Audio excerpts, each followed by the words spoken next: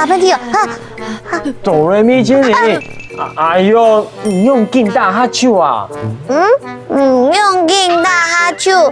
这句话的意思就是，你怎么一直在打喷嚏？我知道了啦，最近好多人感冒了，他一定是得了小感冒。好像真的被叽里呱啦精灵说中了啦！我就说啦，其实啊，悠悠妹，怎么连你也劲大哈啾？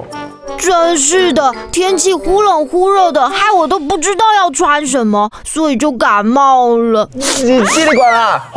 你们都不让我说完。我是说，最近在换季的关系啊，所以天气会变得忽冷忽热的啦。没错，这种天气真的很难穿衣服哎，穿太多觉得热，穿太少又觉得好冷，哎呦，好难哦。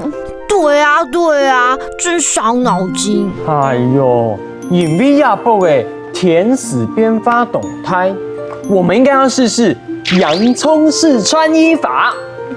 洋葱式穿衣法我是知道，不过你刚才说的那一句是什么，我就不懂了。哦，我刚刚说的是隐秘亚布给甜死边发懂胎，意思就是因为最近天气变化很大。但是你们刚刚说那个洋葱式穿法又是什么啊？就是像洋葱一样一层一层的啊，最里面啊先穿最薄的衣服，然后再穿一件长袖衣服，最后呢再加上一件防风的外套，这样就可以应付所有的天气啦。好办法哎！叽里呱啦精灵，真的很聪明哎。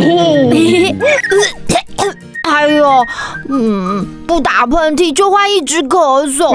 悠悠妹，你咳嗽的时候啊，记得要这样遮住，不然你的病毒会传染给别人的啦。对不起。哎呦，悠悠妹，你一直这样打喷嚏咳嗽，一定是因为冷空气让你的喉咙这边都觉得干干的、痒痒的，所以呢，爱豆塞棍睡，这样会比较舒服舒缓哦。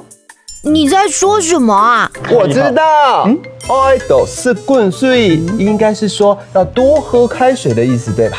好聪明哦，就是要多喝开水，多喝热水，这样会比较舒服，很香哦。叽里呱啦，突然好想吃热热的烧仙草哎！我也好想吃哦。刚好下午茶时间到了，我知道森林小路又新开了一家甜点店，我们去吃好不好？